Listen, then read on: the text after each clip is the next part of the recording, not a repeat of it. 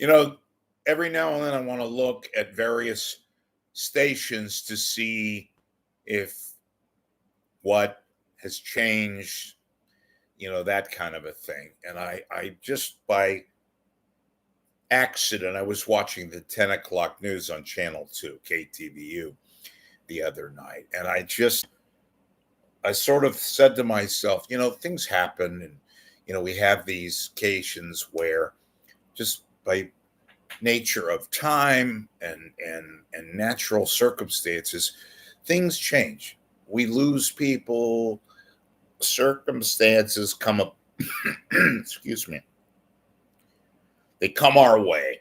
And just by natural things taking place, we have things that evolve. And I'm talking about the 10 o'clock news. And excuse me for a second here, folks. I gotta grab this so I don't choke. Okay. Sorry about that.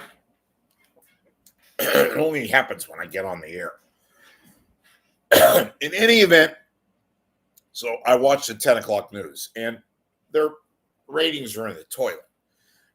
They're still strong because they basically have no competition.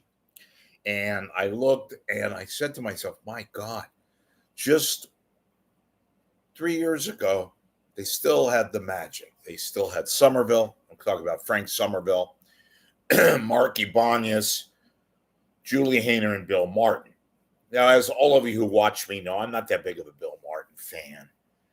Wasn't that big of a Julia Hayner fan. I thought she was vastly overrated. I thought Mark Ibanez, for what he did, was pretty good. And, of course, Frank Somerville was the glue. Sad to admit, but it's true.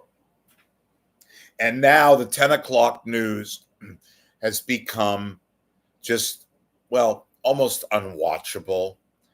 The people, I'm not going to go into a rehashing of what they've replaced it with, but they replaced the anchors with far inferior anchors. The reporters are nowhere near the reporters they had a years, and some of it is legit. People retire, people have their, volition, people come and go. Time is very ugly. It produces things that we're not accustomed to, that we become accustomed to because it's inevitable, right? And you're going to lose people. And unfortunately, in the case of the 10 o'clock news, they're in denial.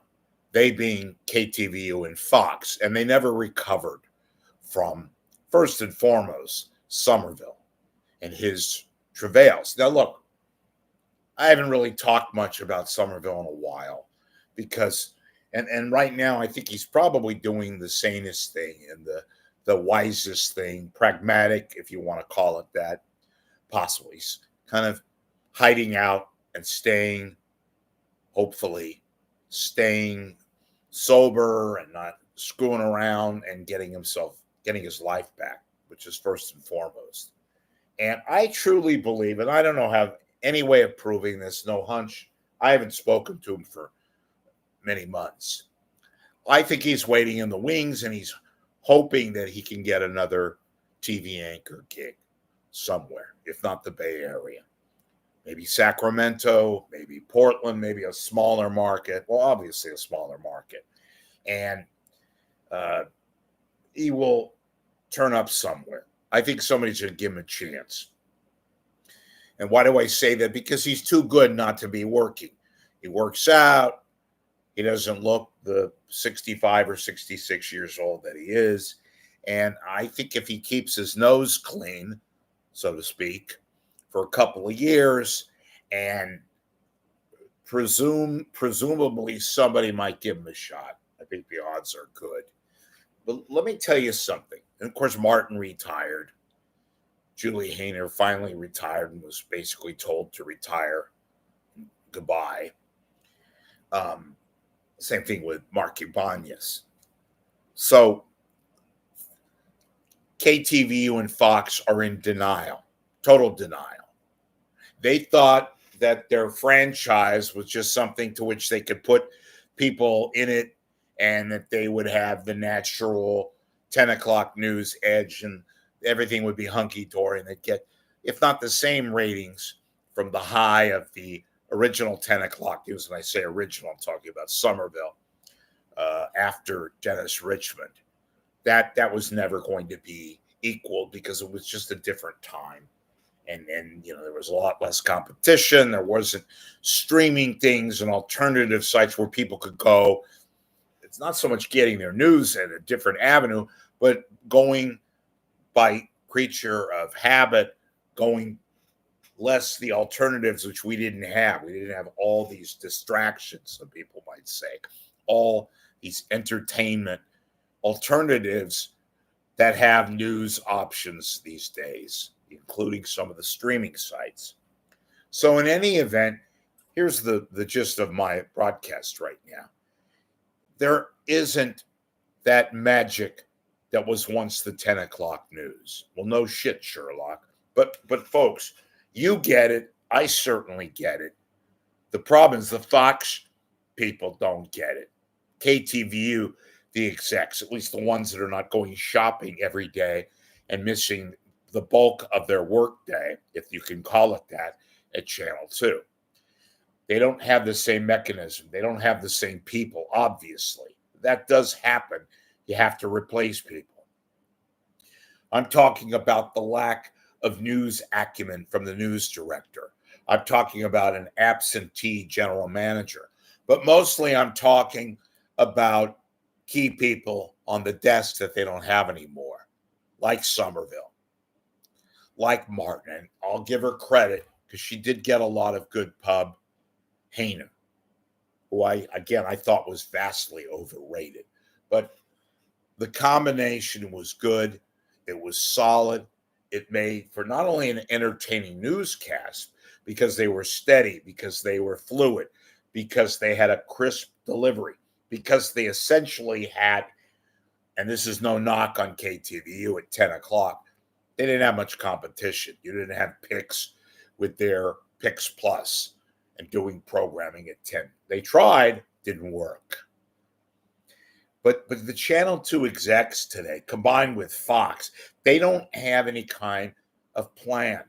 They were going to insert Alex Savage and Heather Holmes. They didn't do it. They doubled down on Mike Meeback and various other people, and it hasn't worked. Because Meeback is a nobody.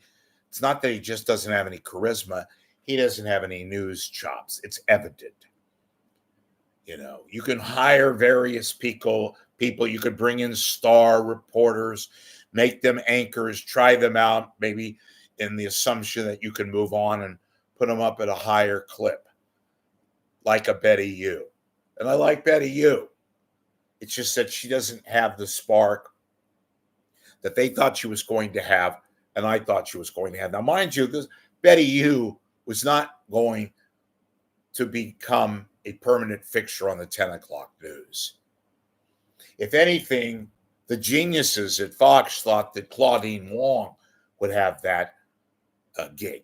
And Claudine Wong is simply, I pointed this out here, she doesn't have the it factor. She's boring. She is basically an empty skirt or dress, whatever you want to call it. It's not her fault.